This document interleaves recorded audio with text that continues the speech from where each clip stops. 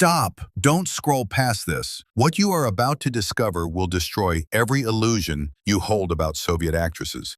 You saw them smile on screen, playing loving wives and mothers, the idols of an entire nation. But behind the scenes, these 6 women changed lovers like gloves, destroyed families, and displayed hearts of ice. The last story will leave you breathless. One of these divas, the muse of a great director, destroyed his marriage, had an affair with a young singer 15 years her junior, and when her husband caught her with the lover at their doorstep, she didn't even try to explain herself. Today, she lives with Alzheimer's, remembering none of the men whose lives she ruined. Watch until the end to find out who they are and what drove them to such actions. The truth is shocking. Svetlana Svetlichnaya. Svetlana Svetlichnaya was the symbol of Soviet sexuality.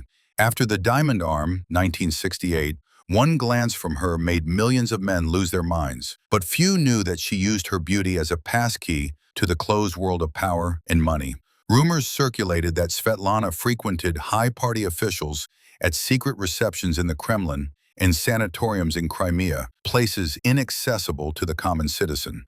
While the country queued for groceries, she lived like a queen. An apartment in the center of Moscow, a chauffeured car, imported jewelry, and clothes. A director from Mosfilm said, "She knows whose bed she needs to share to get everything she wants." Svetlichnaya herself declared that beauty is a gift from God, and it's a sin not to use it to achieve your goals. But every gift has a price. As the years passed, her protectors disappeared. Aging, she found herself alone in her huge house, without money or fame.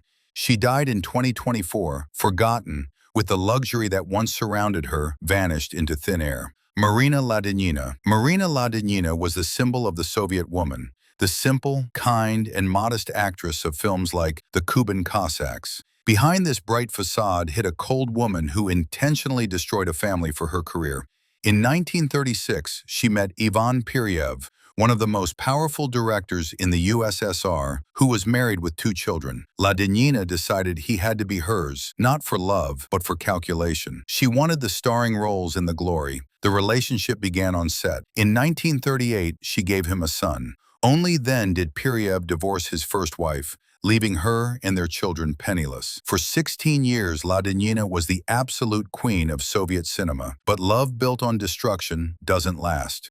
In the late 1950s, Peryev fell for a 20-year-old student. History repeated itself. Peryev left Ladinina for the new flame in 1960. Ladinina's career ended in a day. Without her husband-director, no one was interested in her anymore. She died in 1983, alone and poor, unforgiven by the children of Peryev's first marriage. Tatyana Samoylova. Tatyana Samoylova, the Soviet Audrey Hepburn, star of The Cranes Are Flying. The world was at her feet, but she had inner demons that devoured her alive. Tatyana didn't know how to be happy. 3 marriages, 3 divorces. She openly cheated on her first husband. She couldn't stay with a man for more than a few years. She needed constant change. Then came the alcohol. She drank vodka and cognac for days on end, could skip a performance, and was found in rehabilitation centers. Her third marriage and the birth of her son Artyom didn't save her. She left the child with his grandmother and continued to drink and self-destruct. She spent her last years in complete solitude. Her son had abandoned her,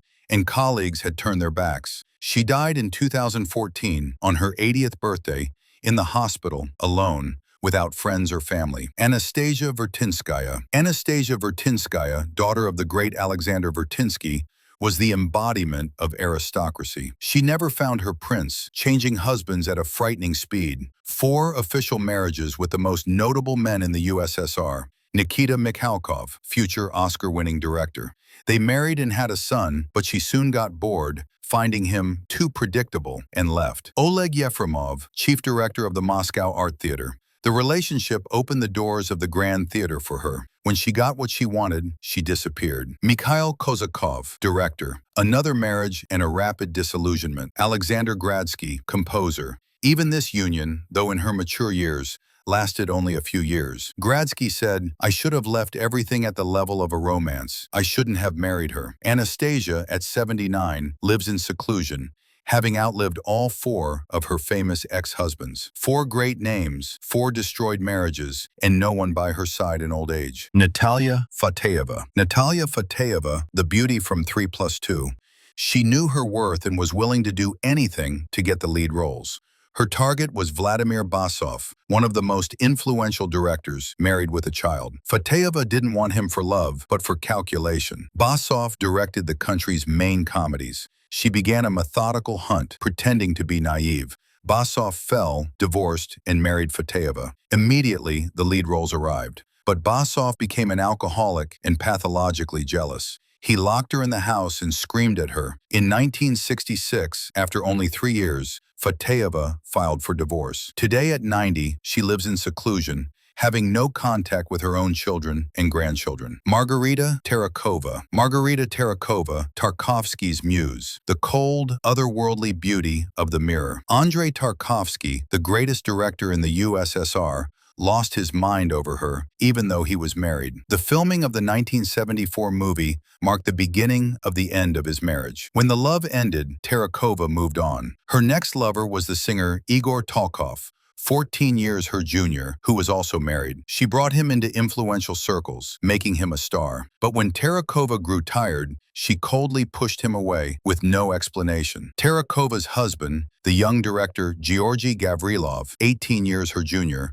returned home unannounced and found Igor Talkov at the doorstep. Gavrilov slammed the door and left forever. Terrakova didn't even try to apologize. Today, Margarita Terrakova is 82 and suffering from Alzheimer's. Her memory is fading. She doesn't remember Tarkovsky, nor Talkov, nor Gavrilov. She doesn't remember how she destroyed the great director's marriage or how she took the young singer away from his wife and son. Everything has vanished, as if those ruined lives never existed. 6 actresses, 6 stories, dozens of destroyed families. They were goddesses, but in the end, each was left alone. What do you think? Do you feel pity for them? Leave a comment below and hit like to discover other truths that have been hidden from you.